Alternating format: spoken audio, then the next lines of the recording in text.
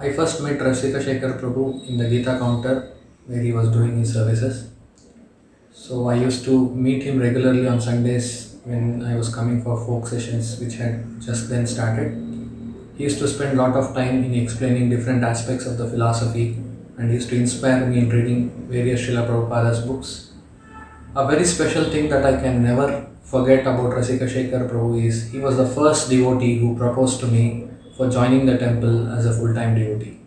So from then on I used to ask him various questions about joining, and I can very nicely remember that it was one long trip to Vrindavan during which he spent hours of time with me explaining different aspects of joining full-time and the various advantages aspects of it.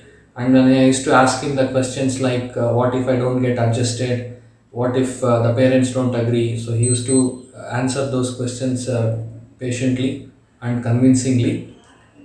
And of the many wonderful qualities that Rasika Shekhar Prabhu possessed, the two of them that I was fascinated by was his humility, that is to stay grounded always, and to greet all the challenges and situations with a sweet smile on his face. I had the privilege of having a long association with Gunanama Prabhu for about 7 months in Puri. So I was always awestruck by his enthusiasm in preaching. He was blessed with this special talent of attracting people in the very first meeting.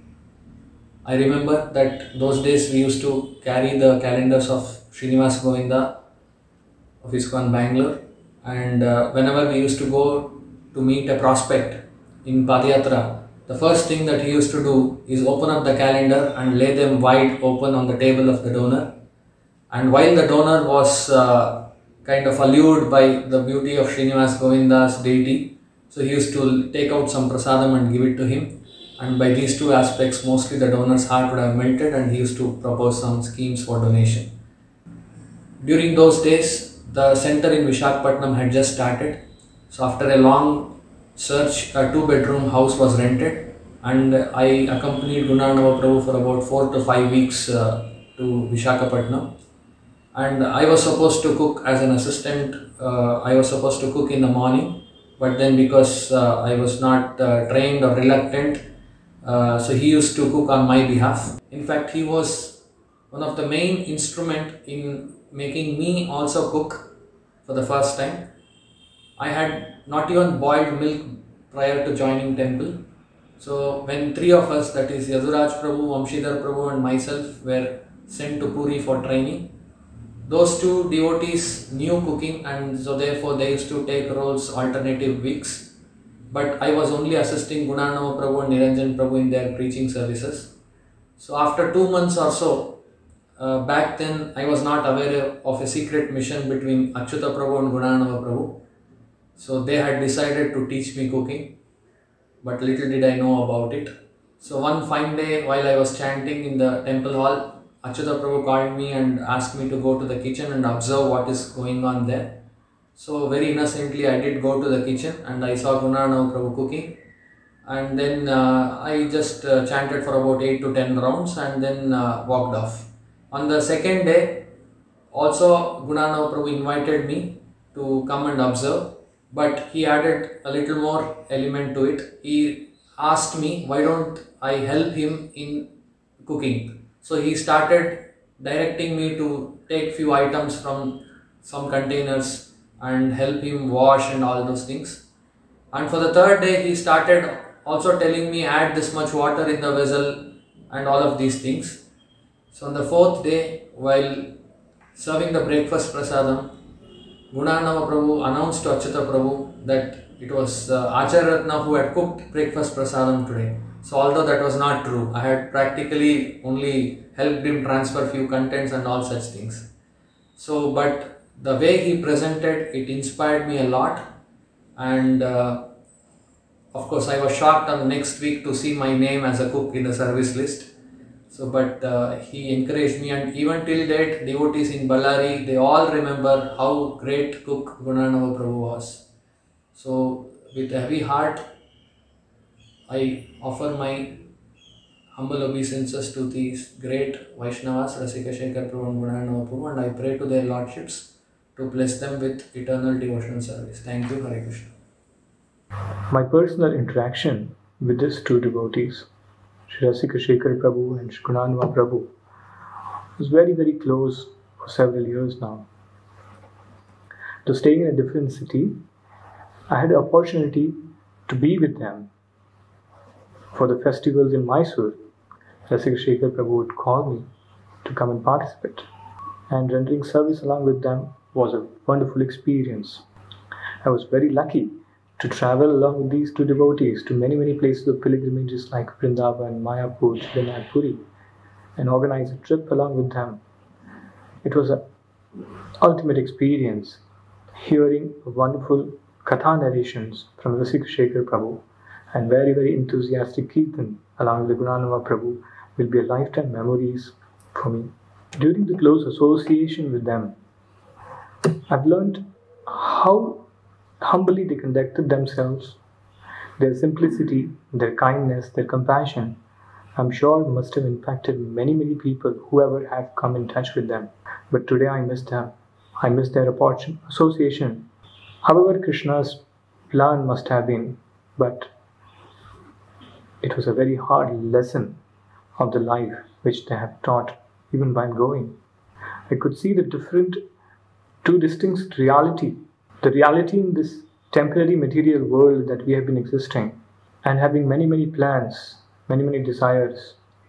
In a fraction of a moment, it can all go off. And the another reality, which is the eternal existence of ourselves, the eternal duty of serving Krishna, was a big lessons that I have learned. It was in the year 2009 when I had completed 6 months Bhakta training at Bangalore, and then I was shifted to ISKCON Mysore. I was there for about 10 months, almost a year. I still remember the first day when I went there with 2 bags in my hand.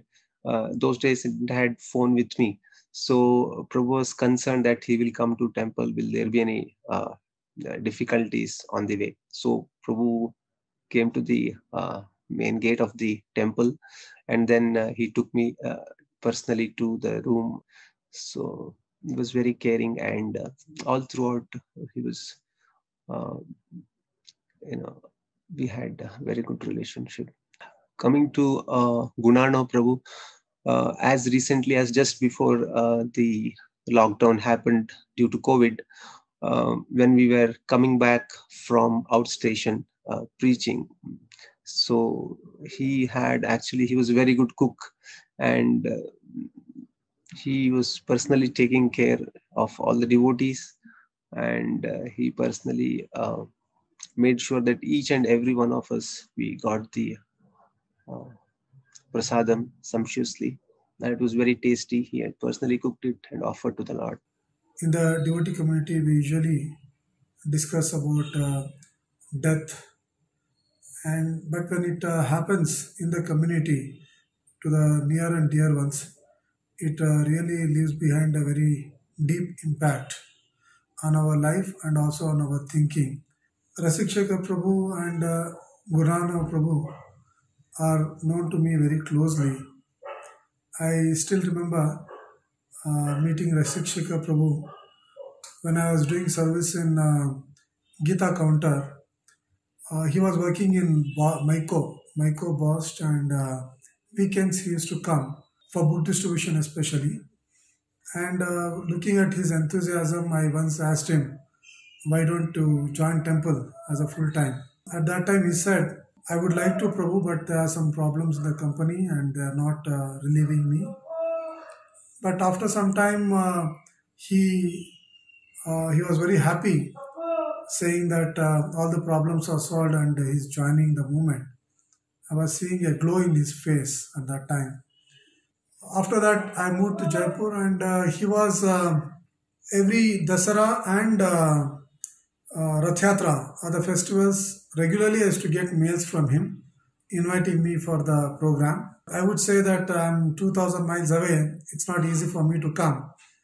But smilingly would say that I keep sending you invitations, Prabhu. Till you come, I'll keep sending you. So he was a very humble and devotee with a very good heart. And Gurano Prabhu, I know him since beginning days of my preaching in Chitradurga, a small center at that time. So he used to come along with his brothers. He would sit in one corner. He was a basically very shy person. So he used to sit in one corner. But when it come to the time of serving prasadam, he was always in the front. His brother once told me that his Gurunama Prabhu wants to join temple, but he is little scared. So I spoke to him at that time and cleared all his doubts. Very simple devotee, very hardworking. He immediately agreed and he joined the temple. So it's very unfortunate that today we have lost both these devotees. It's a very big loss to the movement, organizations. Their contribution to the organization is unforgettable. Whenever I would call him, Prabhu would pick my call, and he would reply in a very wonderful way. He's many years senior to me, but very humbly he would say, Hare Krishna, Kalakanta Prabhu, please tell me how I can serve you. And I also remember Stoka Maharaj mentioning to me. At that time, Stoka Maharaj was the ashram head, and he would share with me that he's very hardworking. Rasik Shekhar was very hardworking. He's being the vice president. Naturally, there are so many responsibilities on him. So he's involved in conducting folk programs. He's involved in the cultural education services for the children, and also ashram management, and so many responsibilities. So he would really stretch himself beyond limits, and sometimes, many times at the cost of his health. I took inspiration from this. Coming to Gunarna Prabhu, he would be very energetic, high energy, I would say, very active in kirtans, would play mridanga very nicely, and there was a very jolly mood. So his presence, there would be many laughs and many lighter moments. I also heard this from Raghukula Prabhu, that he's a very good cook, and he would say, as a part of the preaching programs which was happening in Dubai and few other places in the Gulf where they would go for preaching, along with Rasik Shekhar Prabhu himself also would be part of his team. Sometimes JC Prabhu would join this team. So I would hear from Raghukala Prabhu that people would go mad to come and just honor Pongal and Bisi Bele Bhat, which Gunarna Prabhu would cook. I got an opportunity to stay with Gurana Prabhu for 7 months in Ballari temple. When I think of Gurana Prabhu, immediately I remember two qualities of Vaishnavas. One is Maitra, is very friendly, and the second one is Karuna, is very compassionate. Another important thing I learned from Gurana Prabhu was he used to get up early in the morning, around 3:15, 3:30. And he chants few rounds before Mangalarti, and then he used to do Jagana Seva. By seeing Gurana Prabhu, I got inspiration to do DT worship. And there is another instance that he helped me. I did not inform my parents after joining the ashram for almost 1.5 years. So I wanted to meet them and tell them that I joined ashram. And I called my parents to Tirupati. I was in Ballari that time. Then Yudhishthira Prabhu asked me to take the help of Gunana Prabhu.